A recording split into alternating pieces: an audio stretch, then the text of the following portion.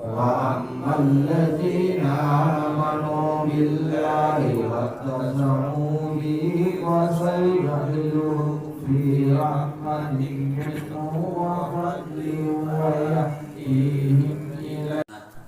Nabi pernah berkata, siapa yang mendoakan orang lain, siapa yang mendoakan orang lain baik atau buruk, maka malaikat akan membalas dengan doa. Ingat, doa malaikat diijabah. Apa kata malaikat? Ya Allah, karena ya. Atau diiringi dengan menggerutu, ibu-ibu amal soleh menyapu di rumah, tapi susah karena tangannya goyang, mulutnya goyang. Susah anak kalau bukan kita yang menyapu di bersih rumah.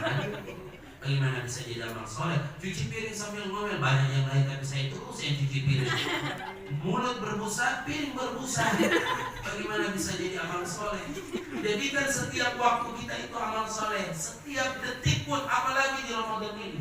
Demi Allah, setiap detik waktu di Ramadan itu dimuliakan oleh Allah. Ketika kita mampu menyikapi dengan baik, niat yang tulus, cara yang benar.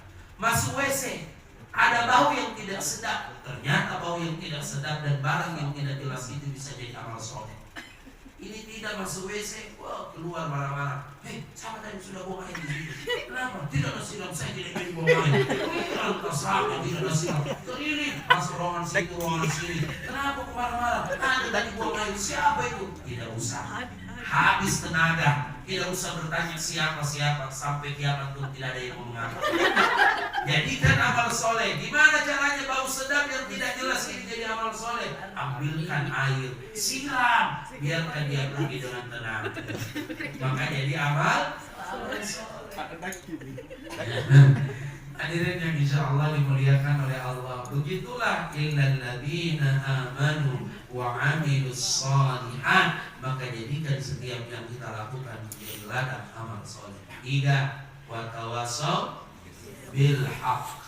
Saling menasihatilah pada kebenaran. Mana yang lebih penting hadirin? Menerima nasihat atau memberi? Menerima. Kenapa menerima? Karena orang yang pandai menerima akan belajar memberi. Orang yang pandai memberi belum tentu pandai menerima. Banyak orang pintar memberitahu tapi tak pandai diberitahu. Banyak orang pintar menegur tapi tak pandai ditegur. Banyak orang pintar mengkritik tapi tak pandai dikritik. Pintar memberi saran tapi tak pandai diberi saran. Pandai melarang tapi tidak pandai dilarang. Maka belajarlah menikmati menerima sebelum belajar untuk memberi nasihat kepada orang lain. Jangan sampai hati ini sombong, tidak mau mendengarkan karena diri ini merasa hebat daripada yang lain. Yang memberitahukan, padahal itu sebuah kebaikan. Suami istri, suami tidak usah bilang, istri tidak usah kasih saran kebaikan, saya kepala rumah tangga, itu egois, sombong namanya. Sekalipun anak TK yang menyampaikan, selama itu kebaikan, ambil dan terima untuk diamalkan demi kebaikan. Istri bilang sama suaminya, Pak, saya mau kasih saran untuk Ramadan ini agar lebih baik. Kenapa? Alhamdulillah Bapak sudah rajin sholat, tapi sholatnya tidak sesungguhnya lelaki soleha, bukan lelaki soleh. Makanya rajin ke masjid. Ramadan ini ayo coba rajin ke masjid. Itu saat diterima, tidak usah marah. Sok tahu saja, jangan. Yang kedua, kalau baca Quran sudah fasih, alhamdulillah. Saya dengar kalau sholat maghrib isya subuh fasih bacaannya, tapi sudah 2 tahun 2 surah terus yang saya dengar. 1 inna a'toina, 2 qul huwallah. Tolong diganti, Ramadan ini tambah rajin baca Quran. Apalagi amalan yang terbaik di Ramadan ini membaca Quran. Kalau bisa tamat khatam, tapi susah. Yang penting baca Qurannya, jangan ustaz ceramah baru baca Quran. Coba lihat tiap malam kalau orang ceramah tarwih, orang ustaz baru memulai ceramah dia pada buru-buru ambil Quran semua mengaji.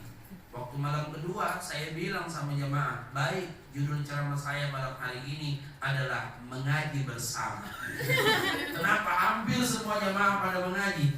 Saya bilang, aduh, ada yang tegur, kenapa mengaji bersama? Saat itu di belakang pintu semua pada mengaji. Tidak ada yang perhatikan ustaz. Coba naik isi di ceramah saya mengaji di bawah. Bagaimana perasaan tak? Jadi itu mampu menerima kebaikan. Istri dikasih saran, terima juga. Alhamdulillah. Mama rajin pengajian menjadi salih, suka ikut pengajian. pengajian. Tolong yang berubah kelakuan kalau rajin pengajian, jangan yang berubah bagi seragam. Yang kedua, kalau rajin pengajian yang nambah iman sama ilmu. Jangan setiap ada komunitas bukan iman sama ilmu yang nambah cicilan. Yang ketiga, kalau saya lihat ada sesuatu yang diinginkan, selalu memaksakan sesuatu yang tidak sesuai dengan kenyataan. Jangan suka menampakkan sesuatu yang tidak sesuai dengan kenyataan, karena itu awal penderitaan manusia. Terlalu banyak keinginan di luar daripada kemampuan.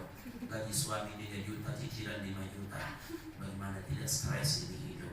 Jangan suka menampakkan sesuatu sehingga menjadi orang yang kufur nikmat di hadapan Allah.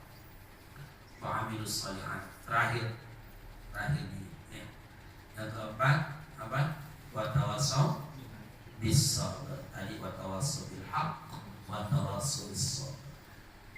Sabar itu apa? Menahan diri, mengendalikan diri. Sabar itu maaf, bukan diam. Diam dipukul mak sabar aja. On itu bukan sabar. Sabar itu sabar itu mengendalikan diri dan terima, tapi jangan membalas, tapi mencari solusi. Difitnah jangan balas dengan fitnahan, dihina jangan balas dengan dihina, karena mengendalikan diri, menahan diri. Sabar itu dibagi 3 macam. Sabar dalam ibadah. Sekarang saya mau tanya tes kesabaran. Ternyata dalam ibadah itu butuh kesabaran. Iya, sholat butuh sabar. Ada orang tidak tahu Allah. Itu banyak sabar dalam sholat. Ya, padahal nikmatnya ketika kita manai bacaan sholat. Bapak Ibu kalau sholat tarawih lebih suka mana imamnya, yang panjang bacaannya atau pendek? Ciri-ciri tidak sabar kalau panjang bacaannya, pasti gerutu di belakang. Besok dan datang di sini. Terlalu panjang bacaannya. Pokoknya kalau dapat imam yang panjang bacaannya, sabar. Sabar panjang, biar bagaimana pasti ruku di sebentar. Kalau lewat kota amal kemudian di kantong 2 lembar 120.000, mana yang ditarik? 120.000. Nah ini kota amal. Kali ingat kota amalnya. Kalau lewat di kota amal di kantong cuma 2 lembar 120.000, yang ditarik yang mana? 20.000. Kalau 125.000 yang mana ditarik? 5.000. Seharusnya kita sabar. Ketika lewat kota amal, stop, tarik yang paling besar, masukkan kota amal, bismillah, dijamin menyesal. Menyesal kalau tahu ternyata pahala sedekah yang banyak. Itu kota amal lancar jalannya. Ulang.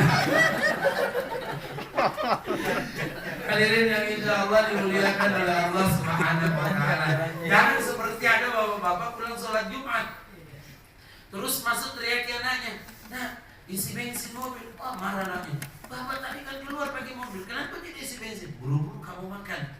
Sudah isi bensin, tidak usah banyak bicara. Mana uang Pak? Ambil di kantong celana. Berapa saya isi? 100.000. Tidak ada Pak di kantong celana 100.000, sisa 2.000. Ada 2.000-nya tadi sudah saya kasih masuk kota amal. Jadi sisa 100.000. Tidak ada Pak, sisa 2.000. Salah kasih masuk Mas. Jadi jangan ya. Sabar dalam ibadah. 2, sabar dalam menghindari maksiat dan godaan. Ramadan ini banyak godaannya. Setiap maksiat, dosa, larangan itu dibungkus dengan kenikmatan. Jadi kalau ada yang goda kita tengah hari, ayo buka puasa, ayo. Ketika kita minum nikmat, tapi ingat, dosa maksiat zina itu dibungkus dengan kenikmatan. Hanya pembungkusnya yang nikmat.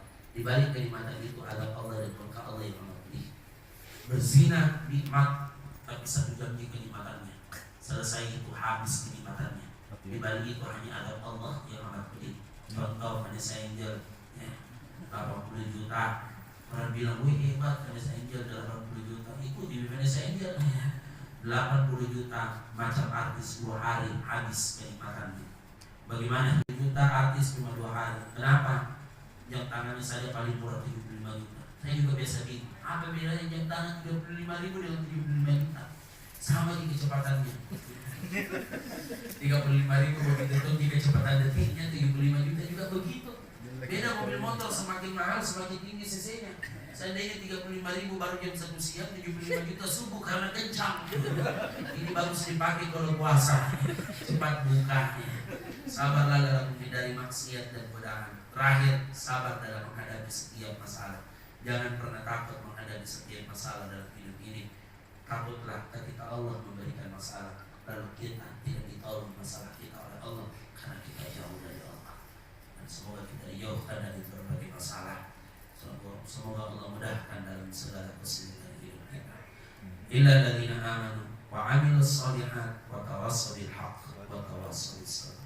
Semoga bermanfaat, semoga Ramadan ini menjadi manfaat, Ramadan ini menjadi berkah dan kita raih kemuliaan.